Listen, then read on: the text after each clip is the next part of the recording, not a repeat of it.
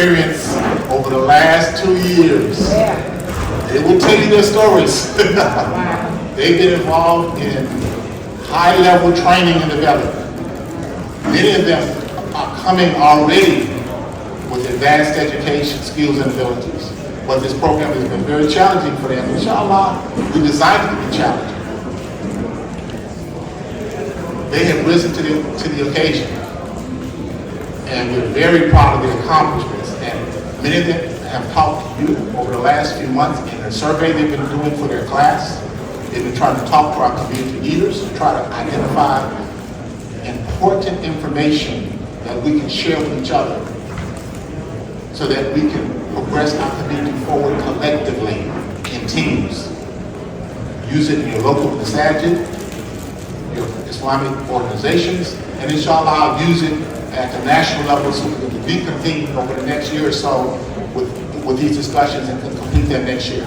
But we want to start the discussion tonight. So, inshallah,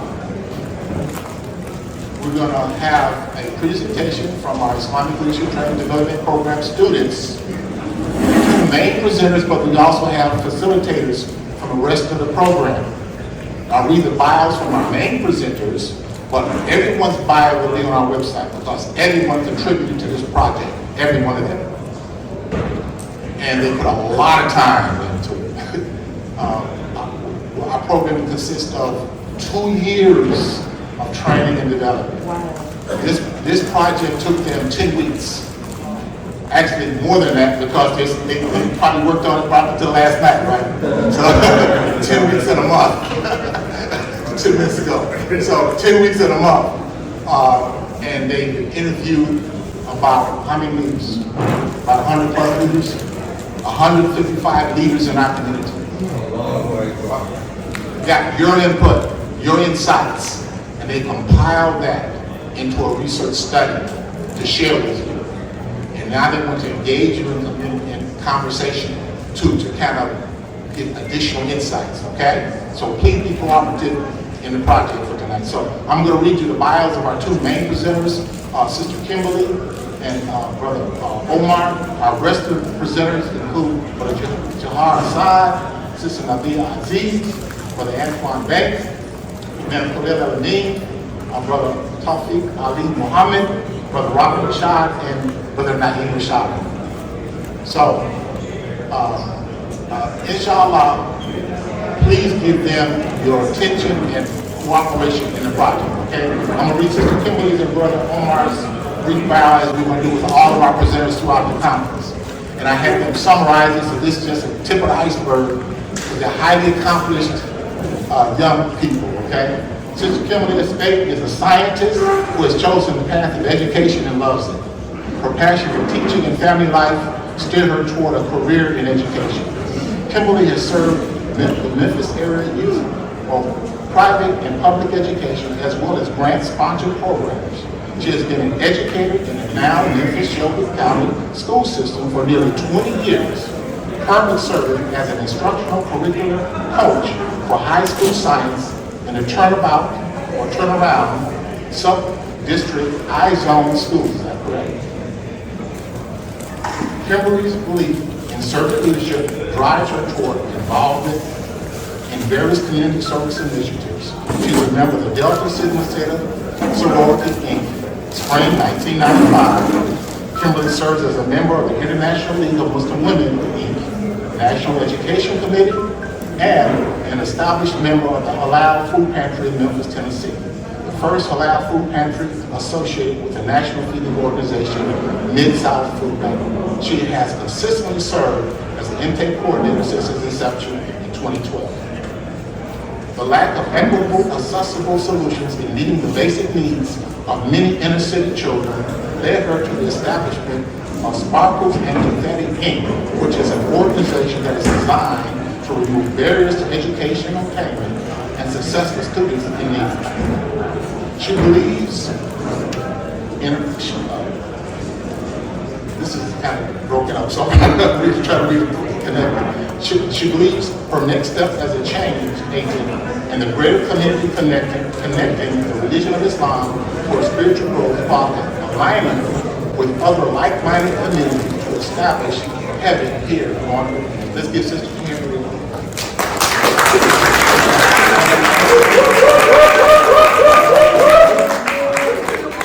Brother Omar Muhammad. Omar has worked as a community advocate and activist since 2007 as a volunteer for the Lowell County Alliance for Model Communities, LAMC. He has served LAMC's website as LAMC's website content coordinator and community engagement liaison. Currently, he serves as LAMC's executive director. Omar sits on the mitigation work group, which advises LAMC on implementation of the mitigation agreement between the South Carolina State Ports Authority, Palmetto Railways, and LAMC. He serves on the Charleston County Affordable Housing Task Force. He is an advisor to the executive board for the Union Heights Community Council, served with joy, distinguished gentleman mentoring organization, Communities for Justice, local government agencies on community engagement strategies, and the Amplified Fund, South Carolina. Omar has been instrumental in securing mitigation dollars totaling over $4 million to address quality of life concerns in low-wealth communities. Omar currently works as a planner for the City of Charleston, overseeing the Board of Zoning Appeals and the Planning Commission boards. Omar's other duties include community engagement for the city planning activities, tracking and mapping citywide commercial and residential developments, and assisting the city's natural rural areas with planning and development priorities and concerns. Let's give Brother Omar.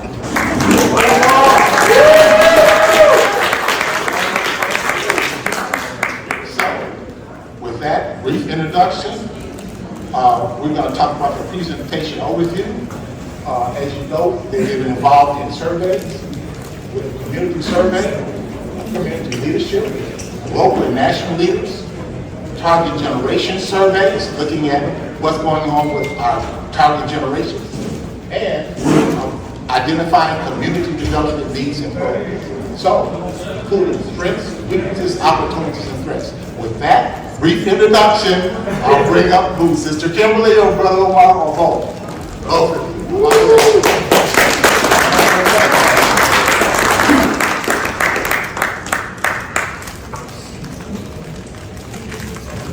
Good to see the young people.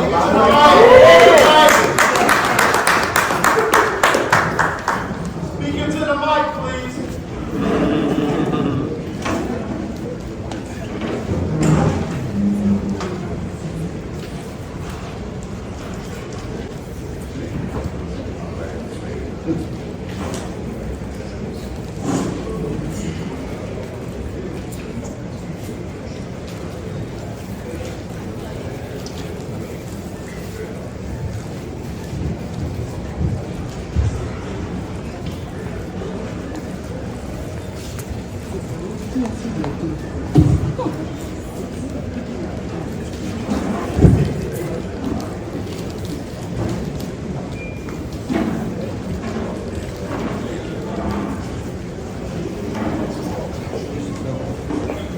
Assalamu alaikum. So I see the mic was taped down, so it would not shift. So someone said speaking to the mic, and the best way to do it is to tape the mic, right? So we're going to go into some great information. I saw a lot of people as you all came in. You saw the posters on the wall. You have some information at your table. We're going to be referring to those things throughout the presentation. As we go through, we'll have some housekeeping, so we'll stop and give some directions. This is meant to be somewhat interactive. So this is not a sit and get, as the teacher talk, right? This is everybody is going to participate, and we're going to get started.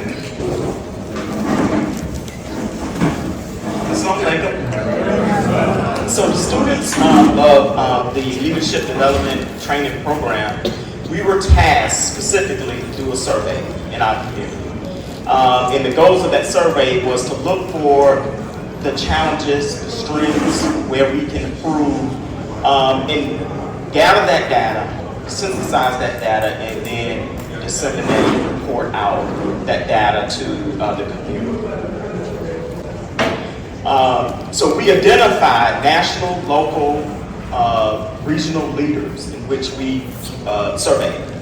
Interviews, personal interviews. There was an online form in the form of a survey that folks went to the website and actually filled out, and we analyzed that data.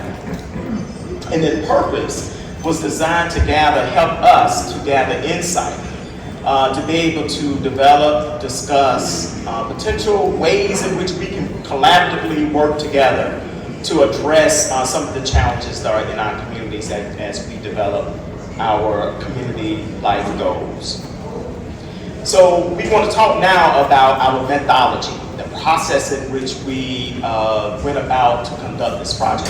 So the first step was selecting the type of survey. So we, as a group, collectively decided how we were going to do the survey. Of course, we were given some restraints and some guidance from our professors on what we could do and what we could not do. So it was decided that we would do an online-based survey and then follow up with supplemental interviews was the best way. So the second step was developing the questions for the survey. So we were assigned and tasked as a class, as one of our assignments, to come up with questions that we wanted to include on in the survey. And then we went about selecting the pool, the applicants, right, that was going to take the survey. Again, that was guidance provided to us by our professors on guidelines in which to select the target population. Step 4 was actually conducting the survey. So we sent out emails, we personally called folks, we text people. We used all means of communication that we could to invite people to take the survey. So guiding them either to the website, or we sent them a link directly to the survey for them to take, and then also additionally followed up with them for subsequent interviews based on their initial results from the first survey. And then step 5 was determining the results. So that is doing all of the analysis work that is involved in any survey or data that you're collecting. And then the last step is what we're doing today, is disseminating that information to the community, sharing the data results. So we wanted to start this process off with some wise words from Imam Muhammad. And what he told us is that communities that are associated with him, he has the highest goal for us to achieve what he calls the New Africa status. Yeah. Okay, so you heard some of the names of our classmates, but we're going to have them to stand up so that you can see them. They're going to be working with you in your particular group. So this may be a good time if they select to come and introduce themselves by showing them who you are. And they're going to each be aligned to a certain region. If you notice on your table, there was a tent that had the regional name on your table, and we asked that you sit in those particular areas.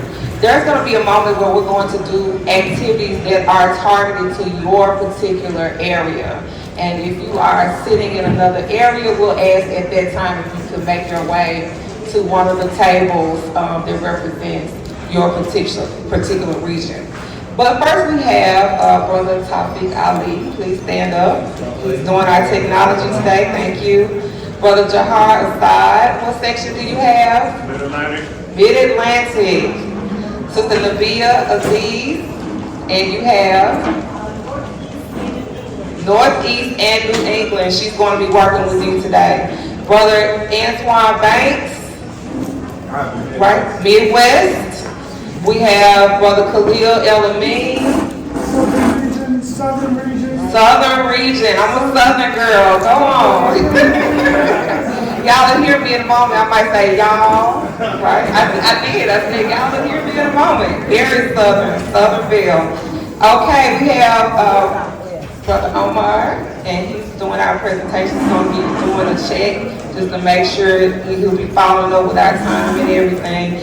Sister Varsity Muhammad is not here, but I will give her a shout out, even, you know, they say you're not allowed to do shout outs, but if you were allowed, if I was allowed to do shout outs, it probably would sound something like Sister Varsity, who is our international vice president of the International League of Muslim Women, was not able to be here today. But because we can't do shout outs, I can't shout her out. Then we have Brother Naeem Rashidad. What area do you have? The Western section. He's a character, you'll go. We also have Brother Ishmael Salim. He's not here today, but he did work with another section. And then myself and I will be working with the Southwestern section a little bit later. Which is very interesting, because I used to live in Texas.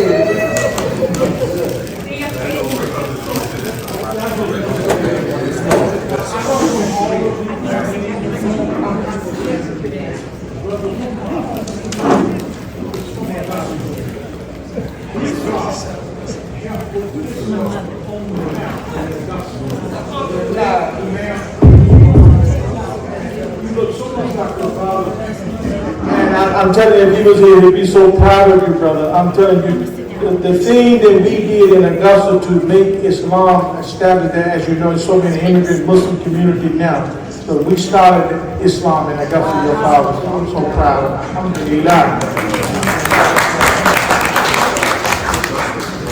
So I'm going to do another special recognition and a non-shout out to two other classmates who are here with us today. Sister Jada Ahmed, I don't know if she's still out there.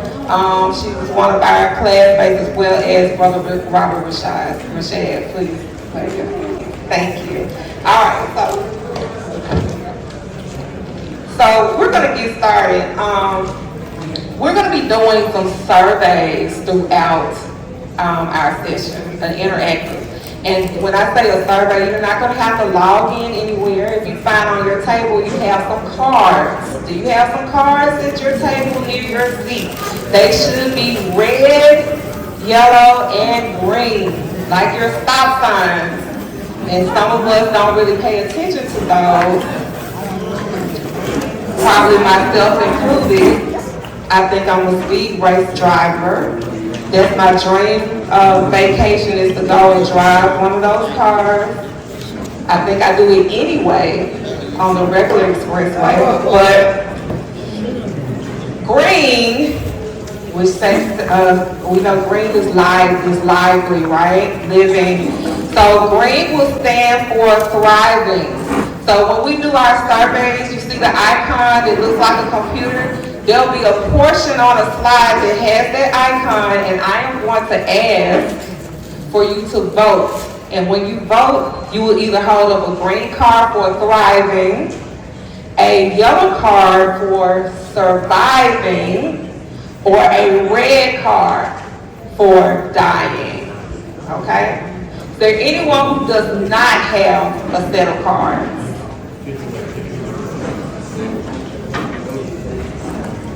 Awesome. Looks like we're prepared. So again, interactive. So I have been in education for, like you said, 20 years. So I'm the teacher where you cannot not participate.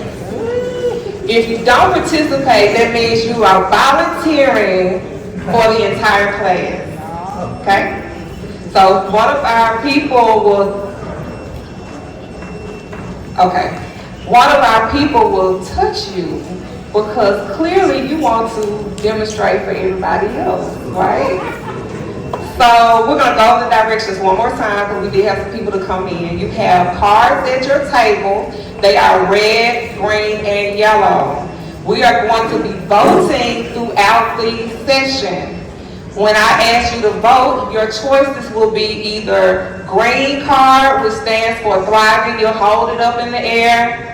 It will be a yellow card, which stands for surviving. You will hold that in the air if that's your choice. And the last one will be dying, or a red card. Quickly, hands, are there any questions? Okay, so quick quiz. If we're going to vote, when we're voting, and your selection is surviving, what color will you put up? Hold it up. Oh, I see green and yellow. That's why you have quizzes at school. We're practicing. Very good. If your vote is dying, what color? Let's hold it up. Red. Okay. All right. If your choice is thriving, what color? Green. All right. Lovely participation. Give yourselves a hand. So we're going to get started. One of the things that we did was we looked at our data from several different points. Okay, one of the points that our lens for viewing the data and analyzing the data was through a national quantitative view. And there are some copies on your table. I think there are 2 or 3 per table that show the national data. If you don't have access to it, it's okay, because we're getting ready to talk about it. It's going to be up here. But if you require, some people require to look at things in their hands. And so it is there for you to do that. And we're going to go ahead and start that information.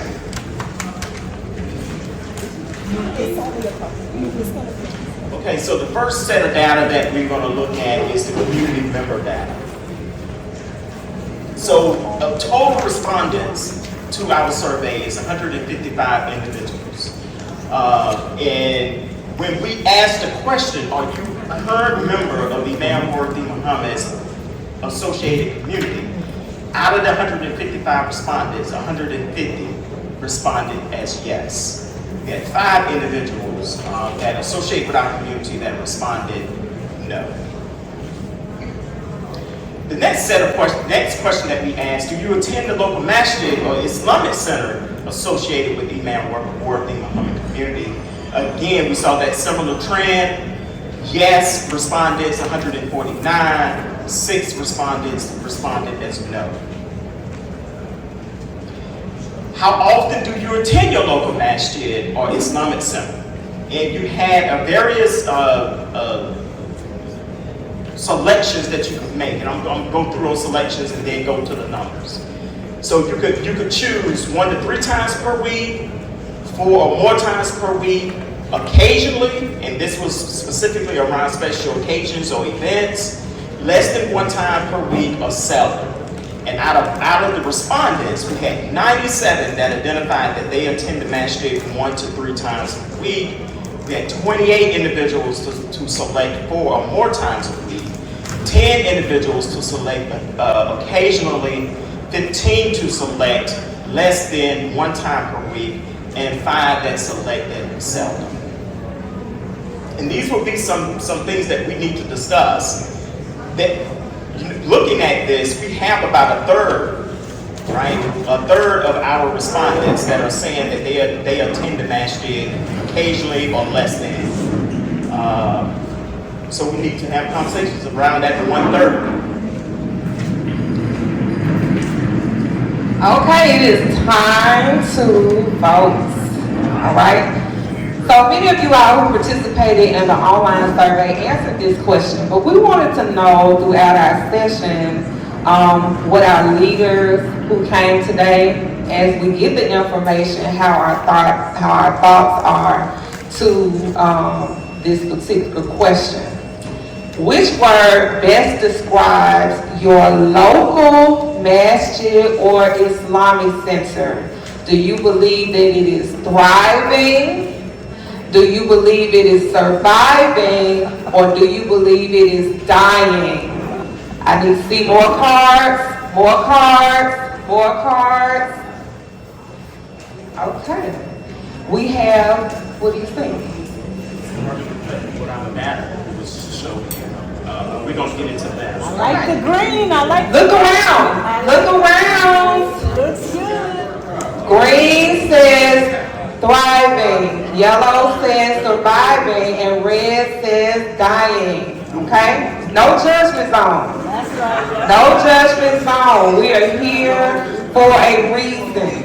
Okay, thank you. You may put your cards down. I want you to remember what you saw as we move through this, okay?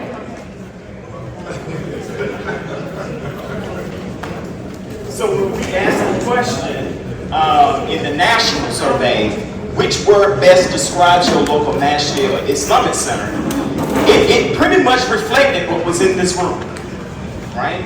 We had, under the thriving category, 63 people said that they identify their community as thriving.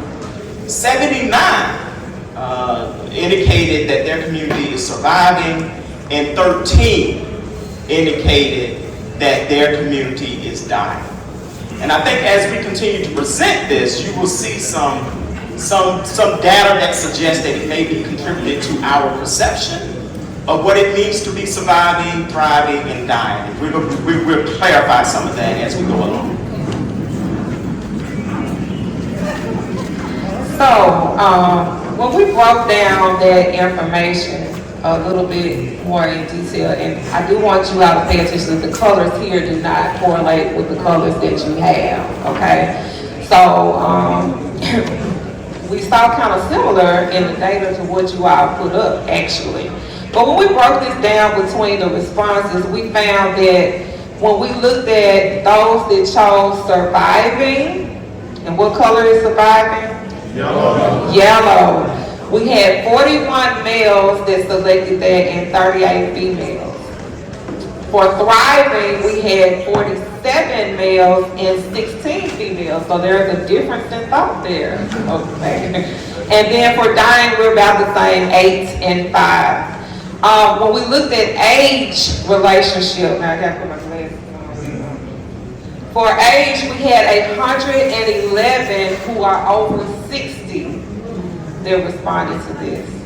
We had 37, 41 to 60, and only 7 individuals that were 21 to 40. So take a moment and think about what does that say about our communities right now, right? We're old. Someone said we're old. But even the flip of that, what does it say that out of all of those respondents, that only 7 people were 21 to 40? Yeah. So I want you to consider that. Those that are talking about thriving, that's something that jumped out is a big gap between what your brothers and sisters are saying when you're saying thriving.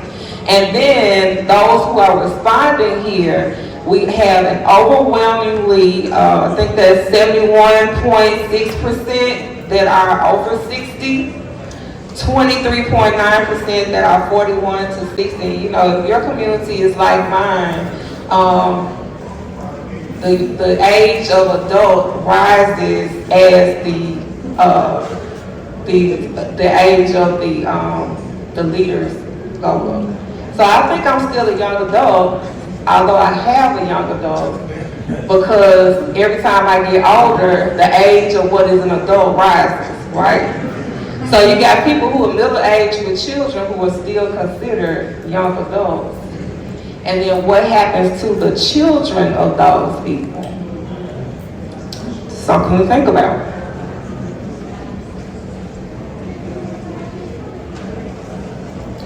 So like Kimberly suggested, we wanted to take a deeper dive, and this is just a repeat of the age. And again, those who are 60 and over that responded was the greatest amount of respondents in the survey.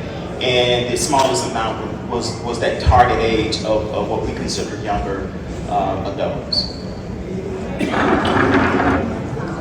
Okay, so there was a question that was asked, which talks about how our communities are really impacting the world around them. Does your local masjid or Islamic center offer programs and or services that impact the larger community in which you are located? We had 118 that said yes. However, we had 37 that said no. And although the ratio suggested it's much higher that said yes, 37 is a significant amount of people to respond to say that their community does not impact the community around them. So consider that as well as we move through the presentation. We kind of talked about gender breakdown. Those is selected surviving, thriving, and dying already. Now, this was also an interesting component. What do we identify as? If I ask you, what is the ethnicity of our community, what would you say? A lot of people would say African American. What you see, we have 134 people who said African American or Black, and I'm hearing different things right now. We had 19 that identified as other, 1 Caucasian and 1 Asian Pacific Islander. What was interesting is what other was. And what other was a variety of things. We had one that said, call me Valalian. Somebody said they didn't select other, but obviously they had to because it was other. Somebody said a human, so we're very interesting. We had a lot of NAs and NOs and NAs. However, what was interesting was the prominence of Valalian. And we know that language is the language of Imam Muhammad. And one of the things we're asking us to think about is that language still used? Do we use that to characterize our community? Why or why not? Is that something that should be passed on to the younger generation? These are just questions that we had when we saw that repeatedly being selected as written in. Because it wasn't a choice, so that means someone thought enough of it to write it in. Several people did. And so that's something to consider when we talk about keeping the language of Imam Muhammad or making decisions on how we will characterize ourselves as a group. Oh, we also had someone that specifically said Imam Muhammad chose Valalian, we should stick to that. So we don't have a preference. We just want to know, do we have an identity crisis? Okay, just a wondering. Okay, now we're going to get into the local leader data. So when the question was asked with the local leaders from the community development survey, how did they describe, or which word did they use to describe their local masjid and Islamic center?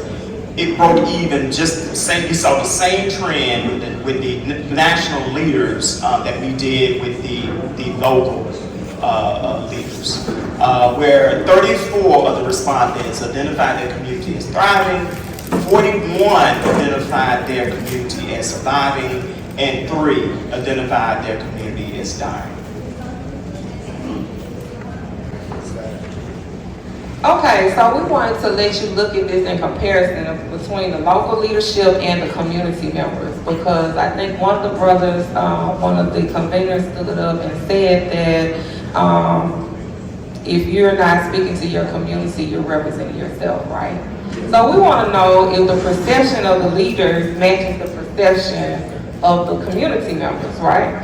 So what do you all see? Thriving in the local leadership, we had 34. Surviving, we had 41. Dying, we had 3. The community members, we have 63 that said thriving. We had more that said surviving and 13 that says dying. So we're looking at about the same. So we would say that the views of the people are very similar to the views of the leaders. So that's a good thing. Pat yourselves on the back. Whether we are looking at it the right way or not, we're definitely on the same page. Okay, and then we had another question which is very important. This is something to really think about. We said, does your local masjid or Islamic center have a rotation with 1 or more qualified assistant imams to provide Jumu'ah or Talim lectures? So we had 83.1% said yes. Yes, they did. We had 13% to say, 16.9, 13 respondents that said no. Although that is smaller, that is very significant. When we have 13 different communities that do not have enough leadership to provide Juma or Talent lectures other than the one email. So when you all left to come to the conference, is there someone there right now doing Juma? Yes. Rhetorical question, but I'm glad you said yes. But something to think about, we have work to do.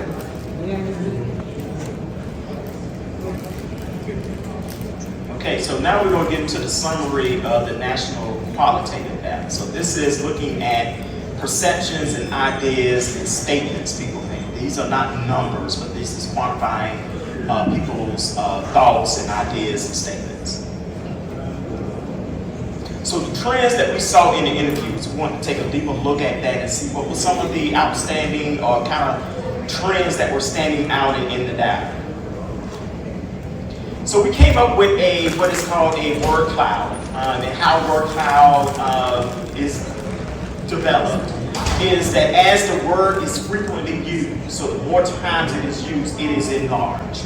So the bigger you see the word is the more frequent that word is used. So you can see obviously which words are jumping out as more frequently used: education, community, development. And then you have some other ones. As it gets smaller, that those are the less used words, but you can see which ones are standing out as prominent with some of the respondents.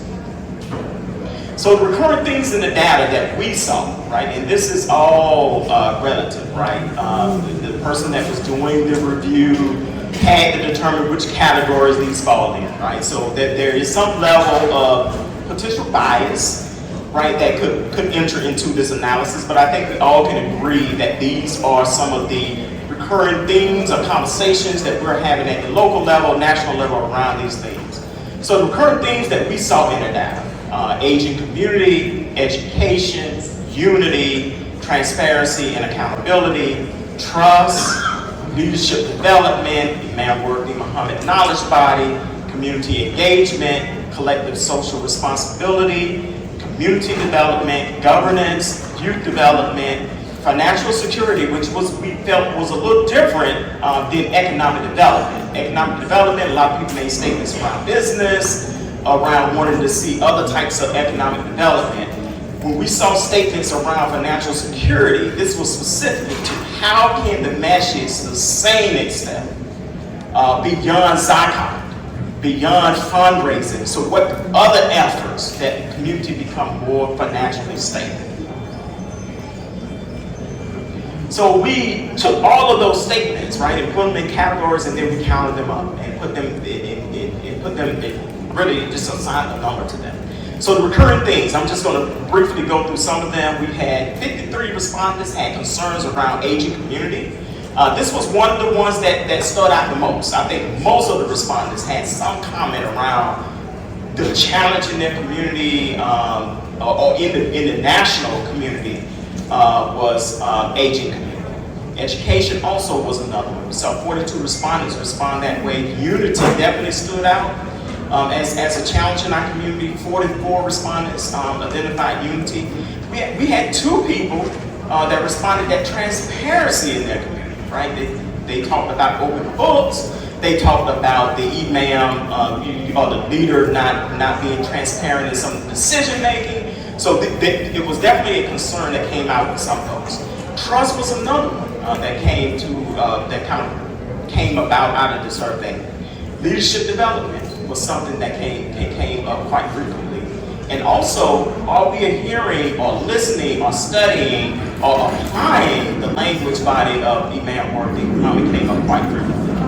Community engagement came up, and really a lot of the statements were around not only community engagement within the community, within the Muslim community, but they also expressed concerns around not engaging outside of the community, the political system, getting involved in the local leadership that is in the local area. Those were some statements that were coming forward.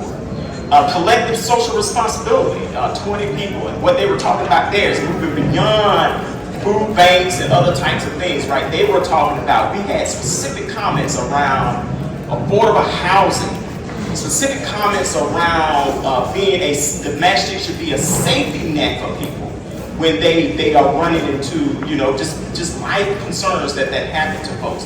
How can we be more of an aid to our communities, not only the Muslim community, but the broader community in general? That's what we collapsed as that collective community social responsibility. And then community development, what we saw there is that there were a lot of comments around our masjids having dilapidated properties, our masjid needing repairs, masjids needing to expand. There was a lot of comments around those types of challenges as well. And then governance, we saw that a lot. Sure board, decision making, succession planning, all of that wraps up in governance.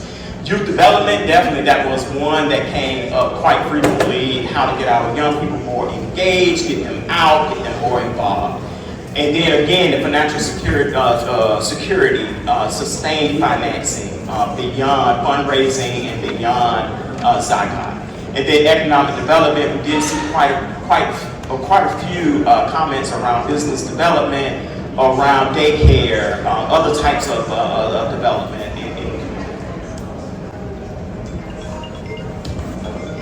Okay, it's time to vote again.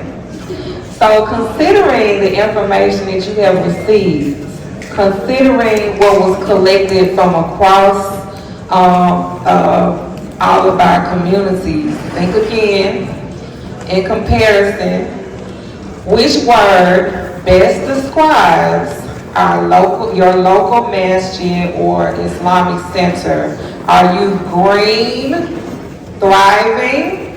Are you yellow, surviving? Or are you red, dying? Let's hold up, we need more. We need more. I don't see all the cars. I do not see cars up. Okay. It's about the same. Okay. Awesome. I know you already voted for The question, and we're going to ask this another time, go back to the slide, please.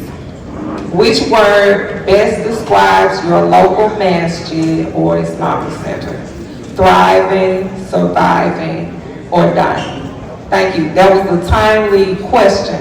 For housekeeping, I want to ask that we have provided note cards on everyone's table. Please identify them. They're in the center of the table. There should also have been a few pens left behind, but as leaders, we know that you all came prepared with your own writing utensil because you knew you were going to have a great engagement today.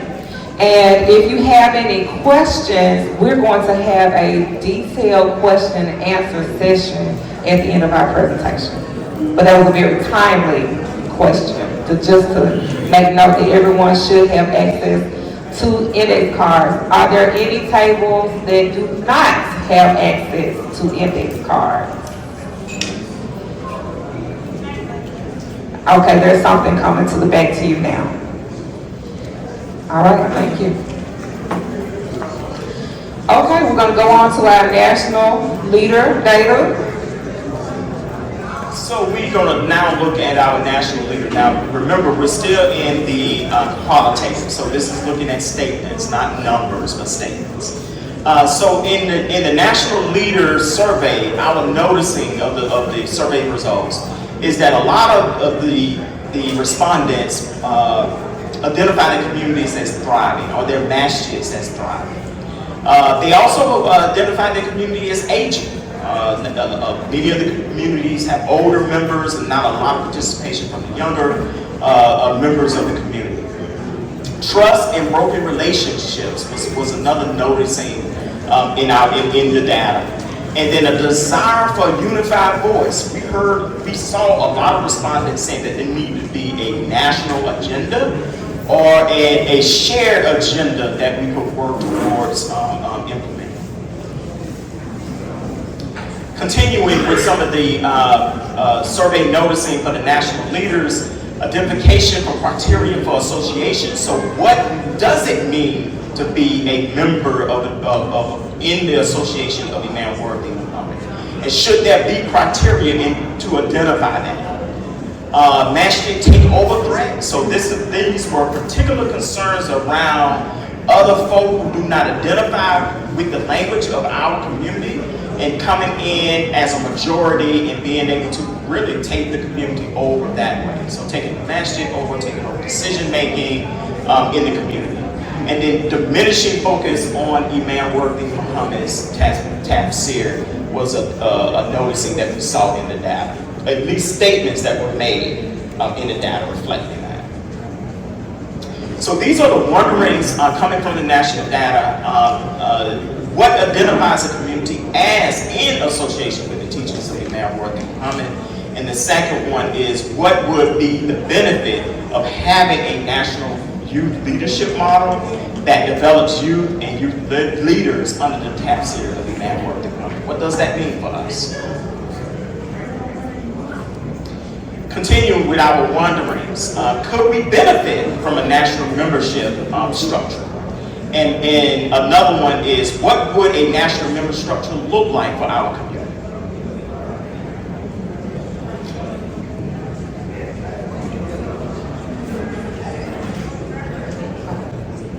So we're getting ready to have conversations relevant to your particular section, okay? So this is the time for you all to put on your brain glasses, your thinking caps, all that good stuff. We're getting ready to learn more about our particular regions and do some thinking around that. So one of the things that we brought in when we were having our, going through the data and giving criteria to how we analyze the data was, what are the common goals of the communities in association with the teachings of Imam Worthy Muhammad? And what we found was a 9-point plan for community development from Imam Worthy Muhammad. And it is on your tables as well. That is on the back of one of the sheets on your table. Again, we said there were only 2 on each table. But we're going to go over them right now. So if you don't have access to it individually, we're going to collectively go over all 9 points of the plan. So I see several people, we're locating them at our tables. Okay, so let's go over what are these 9 points. So if you don't have one for yourself, we're going to go over them collectively as a group. Okay? So I'm going to wait till those of you all who are having discussion on how much you're learning today to calm down so that we can move forward. Teacher talk, right? Come on. I think somebody wants to be touched on the shoulder. Come on. To share out to the group. You know, when the kids pass notes and you say, I think you want to share that to the class, right? What were they passing? Do you like me or do you not? Okay, the 9-point plan for community development. The first point in the plan was establishing a mosque or a masjid. That was from Imam Worthy Muhammad. I think we're establishing that pretty well, don't you? The second one was to establish full-time schools, and his thought process, the Muhammad Schools of America. The third one was to call the general society to embrace al-Islam, dawah. And many of our communities have great dawah efforts, right? Following that, to establish businesses, and we know some of the great establishments that Imam Worthy Muhammad had at the time that he was here with us in business, and the businesses that have continued on since then. The next one was to establish New Africa residential districts. Okay, not just a house, a full residential district.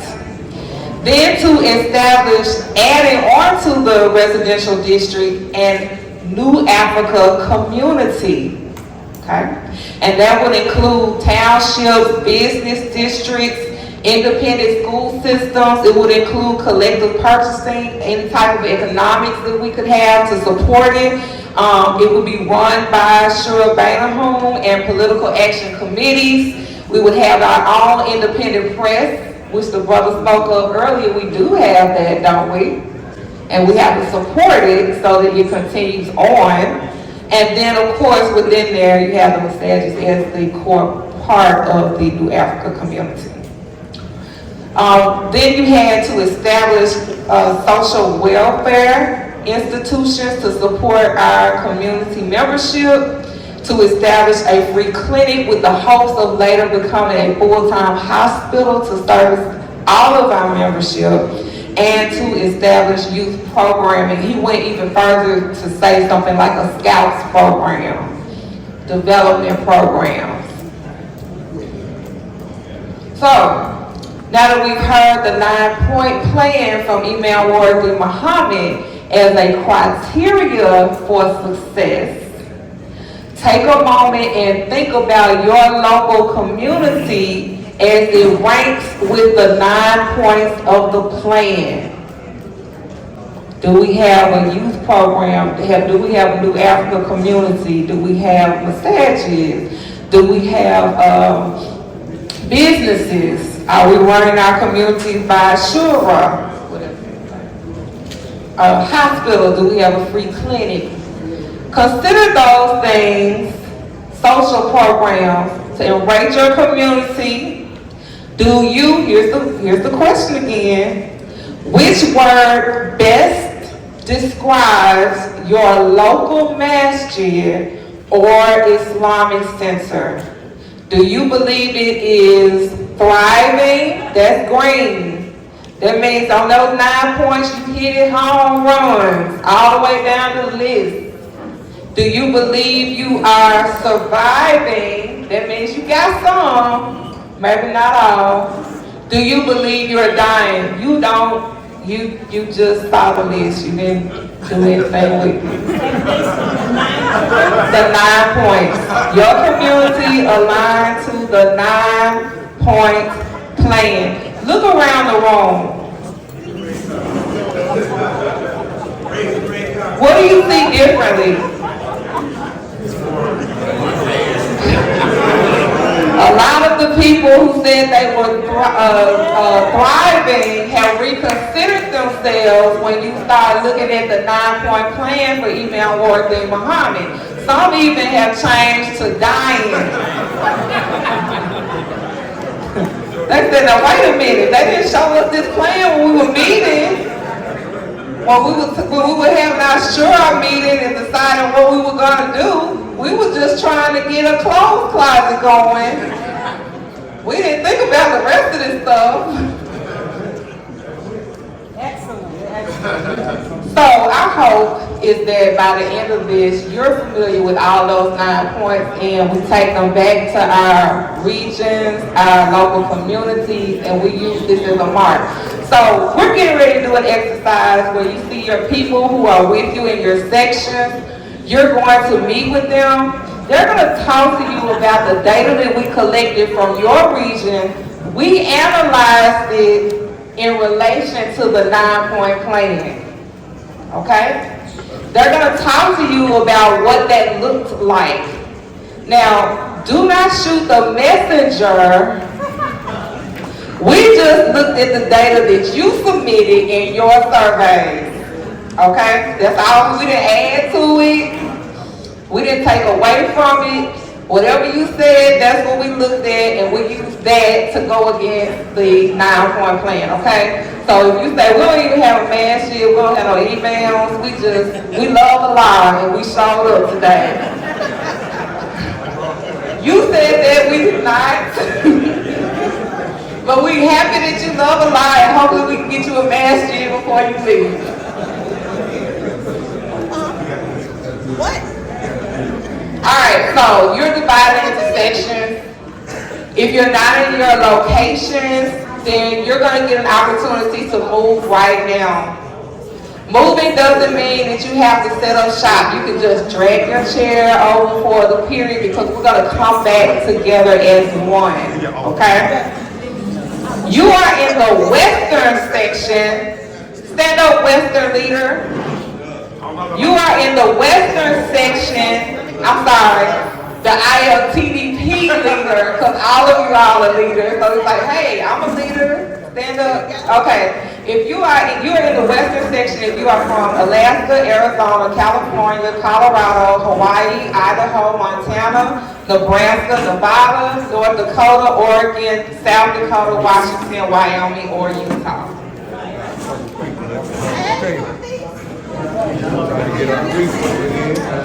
Southwest person, here I am. Southwest is this front table. You are in the Southwest if you are from Arkansas, Southern, Louisiana, New Mexico, Oklahoma, or Texas. Texas, right? Everything is bigger in Texas. Texas is its own country. All right. Midwest, where's my Midwest person? Brother Antoine, you are in the Midwest if you are from Illinois, Indiana, Kansas, Kentucky, Iowa, Ohio, Michigan, Minnesota, Missouri, or Wisconsin. Okay? Southern. Southern shut down the house today. Come on, Southern. We had to move half of the table to the Southern section. The Southern section, you are Southern if you talk like me and you say y'all, right? You like sweet tea in the summertime and fried chicken, okay? You are Southern if you are from Alabama, Florida, Georgia, South Carolina, Mississippi, that's country like me, and Tennessee, but I'm a Tennessee girl. Mid-Atlantic, where's Mid-Atlantic? Brother Jahar, you're in from the Mid-Atlantic if you are from Maryland, North Carolina, Virginia, Washington, D.C., or West Virginia.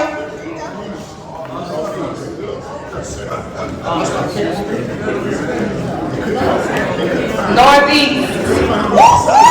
Okay, Northeast says she will not be overlooked. Okay?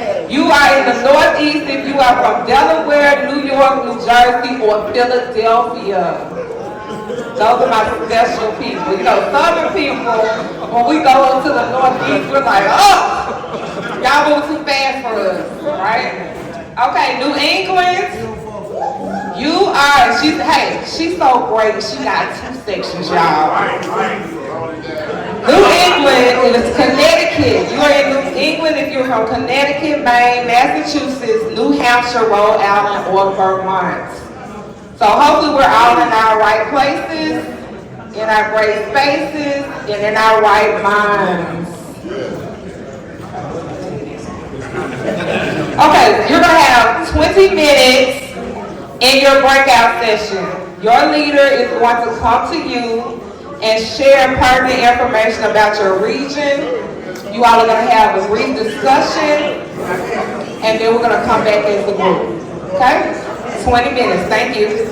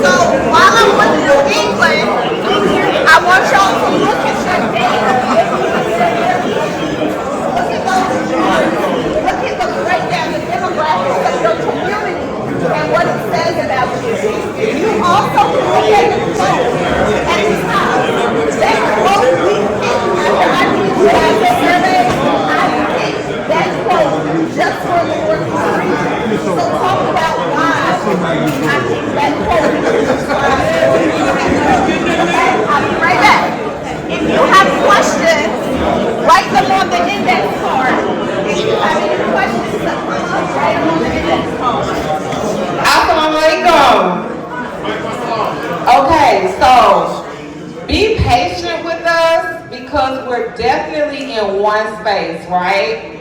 And so we're all having great conversations, and we want you to continue.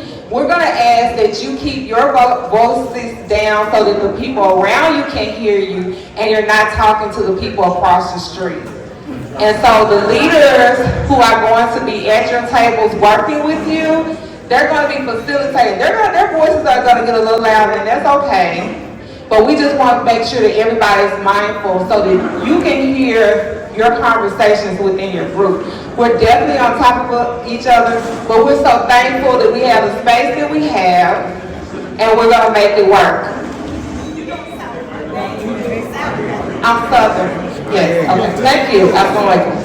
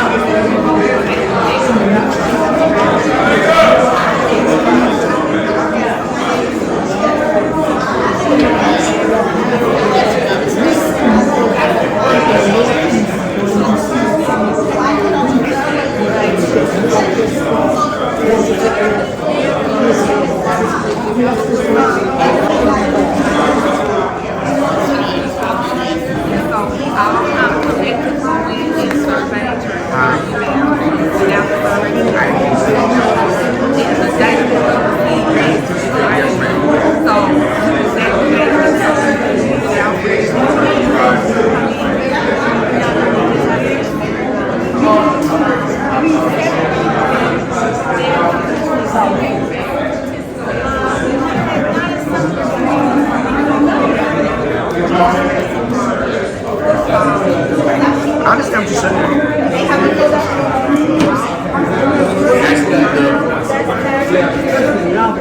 To your soul.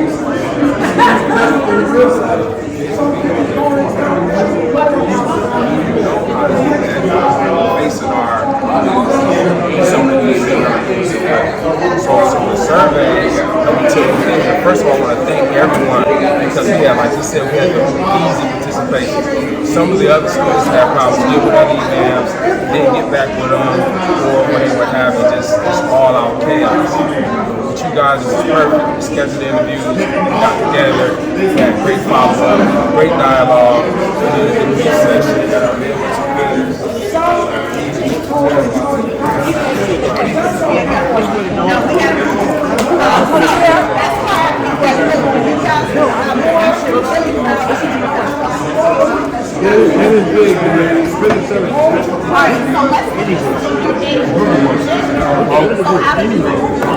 Survey, you cannot talk while I talk. I'm sorry. Out of the chapter, go ahead. 22 males and only 6 females participated in this survey for children. 22 males and only 6 females. When I collected the list of local leaders, I was only provided with information for one sister, and that was only after I asked for sister specifically.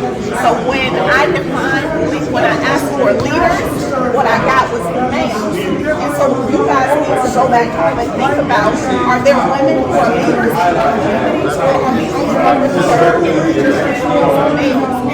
If that's the case, South Carolina, Tennessee, Alabama,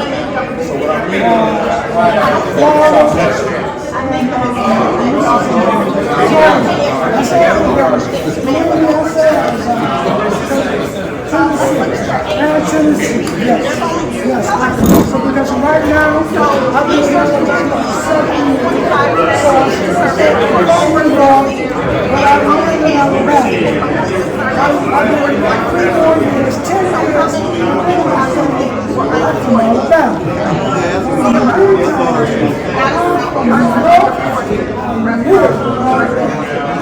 this right here is just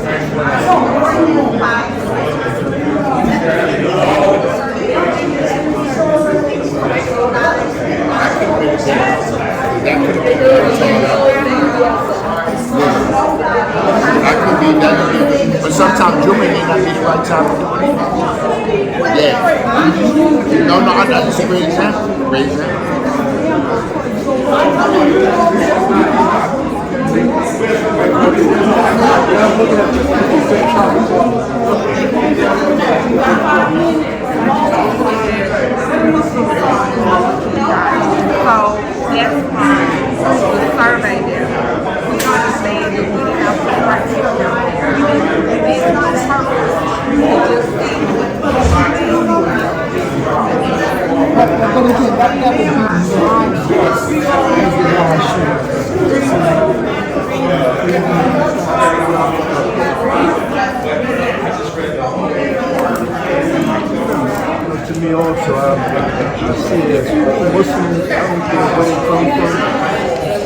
This item right here intentionally say here, we as human beings are involved with different backgrounds, culture, education.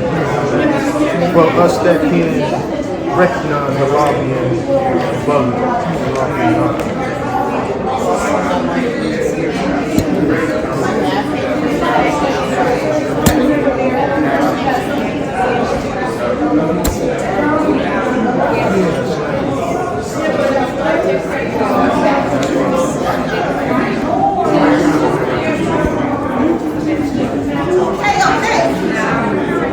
So y'all got it.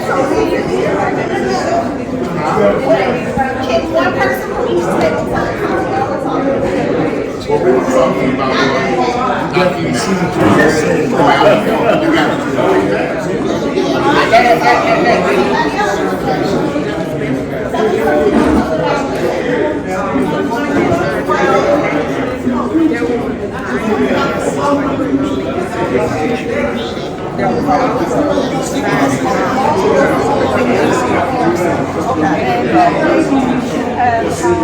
Done more to get out there. Have someone that you have to type in their information that you see your older population. And since we're older population, it might work better. That way, if we just did like 5 to 10 a week, we would have had such some showing from more stations. Let me ask you a question. What match should you attend? What match should you attend? Not any ma'am. Anybody but any ma'am. So.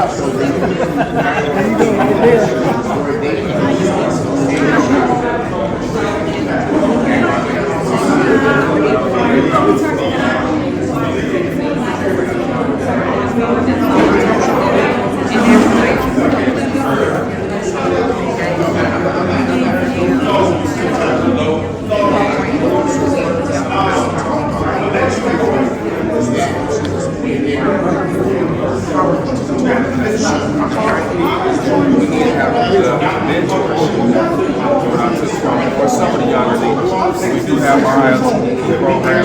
Maybe we can find a way to start to have our succession plans in place for us to mentor some of our younger leaders to make them comfortable. So you guys are very knowledgeable at it, maybe that we can learn to grow. I also took on collaboration across generations to create this. You have to take the food back, digest it with your community members, and use it in some way. Okay? So we wrapping up our conversations. If we need to move, please move back to your seats.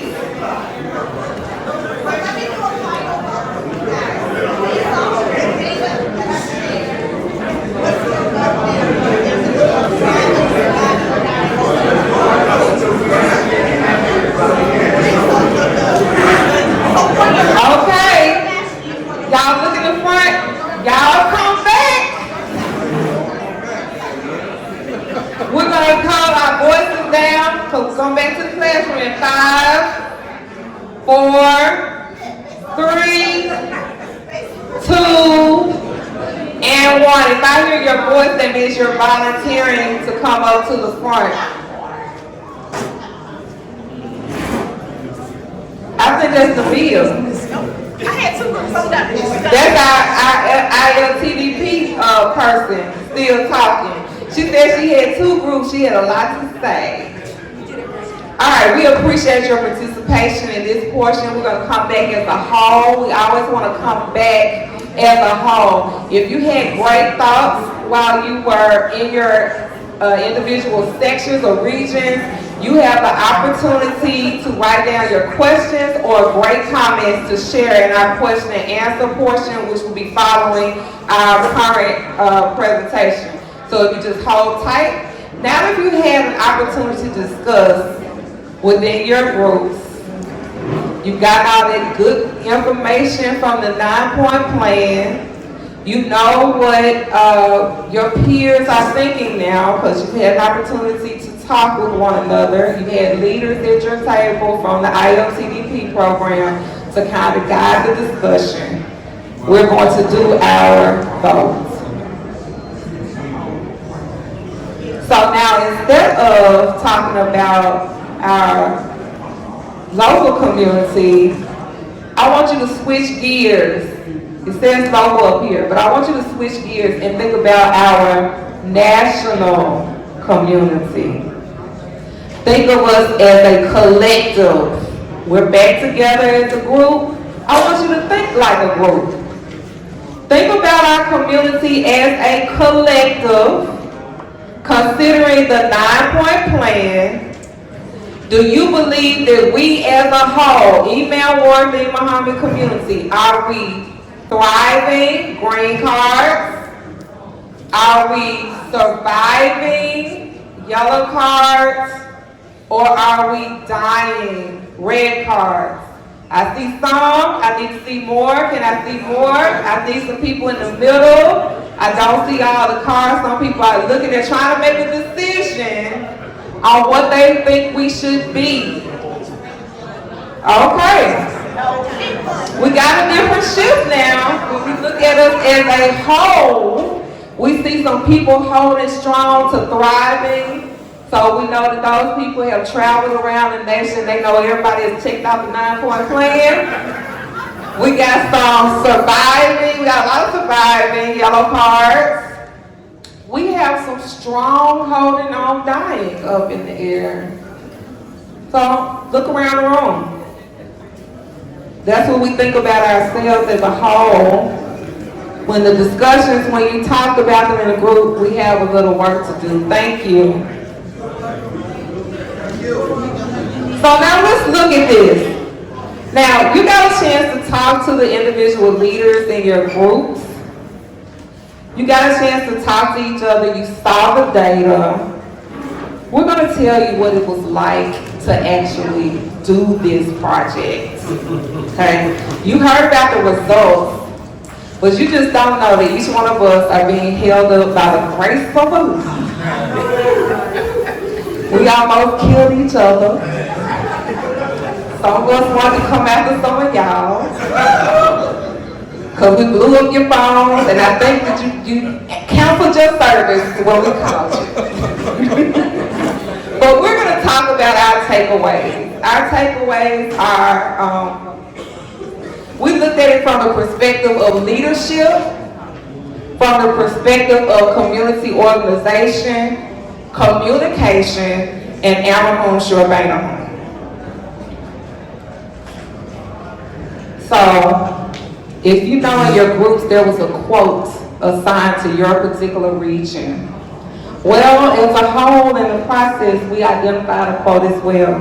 And it's from Quran Surah 13, Ayat 11. Indeed, Allah will not change the condition of a people until they change what is in themselves.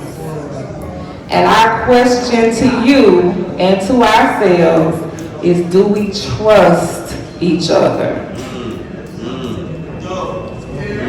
That's a rhetorical question. We hope the answer will become yes, universal yes, right? So when we talk about community leadership, we're going to give you our reflections on the process. And this came from all of us. We're just the mouthpieces right now. So when we reflected on the community work, again, what came to the top? Aging community as a concern, we're divided at a national level. Limited succession planning that we see across our community. We see unclear, at least an idea of there is unclear national leadership in our community. We found statements around the idea that autonomy is prohibitive to us, or it is causing some concern in our community. And then what is leadership alignment with the teachings of Imam Worthy Muhammad? We saw that surface to the top through this community effort. So for each of those indicators that I talked about before, we looked at it from the perspective of what they look like for our community from the survey process that we did, but we also reflected upon ourselves as a group doing the surveys. And when we looked within our own group for the perspective of community leadership, we had some reflection to do, right? Sometimes some of the hardest work is the work when you look in the mirror. And so this process was not just a survey of you all, but we found that it was intentionally designed so that we would grow ourselves. And we definitely experienced that. When we came together as a team, when we look from the perspective of community leadership, being leaders, we had a diversity of entry points into what leadership was. What is personal responsibility? We all had different definitions of that. We had different definitions of accountability, what that looked like for each person, reliability, what that looked like for each person, and what is teamwork. There were differences of what teamwork actually was when we were going through this process. We found that through the process, we had a need to monitor and adjust our expectations of ourselves and each other. And we also had to adjust our performance. So with all those various entry points, we had to have a common way to proceed with the process. And that took a lot of monitoring, adjusting, flexing, bending, and all of that, right? We had to be rubber people for a while. Through the process, we found that there were some clear leaders that emerged. So although we all are leaders, we all were leaders coming to this process, we even had leaders to rise to the top, right, throughout the process. We also grew in the capacity of holding each other accountable. You know, having difficult conversations with your peers is just that, difficult. And as you all are all leaders, I'm sure you've experienced that before, having conversations that aren't very nice, but you have to have them. It may not make you feel good. You have to do that in order to get things done sometimes. You have to be respectful. You have to treat each person as a creation of Allah, but we also have to hold each other accountable. And accountability sometimes is what makes things happen. So that's one of the things that we had to grow to be able to do. And we definitely experienced the results of not identifying a true leader for the process. So with all of us being individual leaders, we've heard in Jumar, we heard sometimes we all have egos, right? Prophet Muhammad said he had a jinn, but he did what? It was submitted. It's submitted. So not everybody has gotten to that level yet, right? So we all had to self-check. Many of us all wanted to lead the ship. So we had to come to the point where we decided who would be our emir. We didn't start out that way, but we definitely saw that there was a need. And Prophet Muhammad said when any of us go on a trip, what? You have to identify a leader. So this was a trip for us. Yes, ma'am. Really. We didn't identify a leader at first, but we had to figure it out and get it together, and we ended up doing that properly. Who was it? That's the wrong question. It was a sister. We did have a lot of sister leadership that occurred. We also had some great brother leadership as well. So, you know, politically correct. No, we did. So we did have sisters that took the realm on some areas, and then we had brothers that checked all of us on a regular basis. So we ended up identifying leadership throughout the process. But, you know, if you ask male or female, I'll answer that question. For the individual, I won't. So the next slide is for community organization. So if she won't, I will. It was the sisters. Informal, when we looked at the community around community organization, what we found was a lot of informal organizational structure. So not a lot of strategic organization structures put in place. We did, again, what we saw was the division within our community is prohibited. It's causing fractions, it's causing division nationally. And we saw various versions of organizational structures across the community. So that was one of the reasons why we had the noticing or the wondering around, should we have a membership structure to better kind of confine what it is that we do and modify, adjust what it is that we do. So if you all notice, when you look at the slides themselves, there are many more bullets for the team than there are for the collective community. That's because we grew a lot during the process. So when we talked about organization within the team, we actually, as leaders, all come with some form of organizational leadership. So being organized and having set up the process, identifying methods, that was easy for us. We were able to identify tools. We were able to clearly articulate what the asks were. However, we did not identify established roles of individuals. And that kind of was a little stressor. So when we talked about rising leadership, some of it came out of not identifying initially who was going to do what.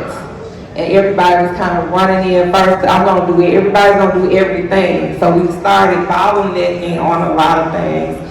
But we were able to experience the evolution of revamping, stopping, rethinking our process, and establishing roles and responsibilities. And so before you got to that point, we had a lot of chaos and frustration from those challenges that occurred from not really following that true process initially. So we had to, say we had to have a hard stop, come back together. One of the brothers said we're going to have a come back to Muhammad moment versus a come to, moment. So we had to have some moments. So we did, and we were able to move on through there. So communication is really important. And that comes right on to our next topic, is communication. And I bring to you all a quote. And that quote is from George Bernard Shaw. And he said, the single biggest problem in communication is the illusion that it has taken place. Right? We can say something and the other person may not receive it at all, or receive it in a different way, and walk away with a different understanding. And you're thinking that you have clearly communicated something, and there you said go right, and they left down the street and around the corner, and you can't understand why, because you have thought that you have communicated, but you didn't verify that your communication was received. Okay? I heard that. So when we looked at communication across our community, what we saw was an unstable communication network. Yes, ma'am, gotcha. Inefficient response time. So when we reached out to folks, text folks, email folks, we got slow response back. Active national and local secretaries are needed. So one of the things that we suggest is that there are identified folk that we can go to that is assigned that task to be secretaries or to be communication people in the community. Honest reflection and refraction in our community, and gatekeeping versus opportunities to share. What we mean by that is people kind of blocking the door. Want you to go through them to get to someone else or something, and instead of having these opportunities to share, open up networks, etc. Okay, we're wrapping it up quickly because we know we need to make some live. We have some people who are giving us their prompts, so let's run through it really quickly. For communication on the team level, we saw that we had to actively listen. That's the whole thing. We weren't doing it at first. We had to get to it. We did it through the interviews and team settings. We had a lack of timely follow-through from communication, so we would text each other. Sometimes we wouldn't respond. We had the tools, but we weren't responding to it in a timely manner initially. But when we had our hard stop, we put in some boundaries and some expectations. And we also had to have difficult conversations to balance between respecting the human and the human intellect and the individual and holding them accountable. So we ended up with an evolution of communication pathways and management. And our last one is Amber Home, Shurabana Home. I'm gonna go through these quickly. What we saw is a spectrum of different ways in which surveying is practiced in our community. The results of that is a weak national cohesion with broken links and being inclusive. What we mean by that is that when we ask for members of our community to identify leaders, most of them suggested leaders were male. When we look at our community, that may not be the case when we look at who is leading what in our community. So that was one of the challenges. And they're disrespectful of the shore zone. All right, for the team, so we had an evolution in the usage of the shore process and dedicating to it. So we had a challenge with, we didn't start off with that process. So you see, we just were a mess at first. But a lot put us in the fire, and then we had to revamp our processes and the way we operated. We had to apply Islam, really. And then we got it together. We had a lot of self-starters, but we got back on track, and we began to consider why were we operating in this stage of assumption and ambiguity, but we were able to get back on track. Our growth, we grew tremendously in reflection and open discussion. We revised all our processes, we revised our expectations, and we implemented collective accountability measures. And we are finished, alhamdulillah. So we thank you for your time and your participation, and we'll have an opportunity for questions that he'll give us directions. Thank you.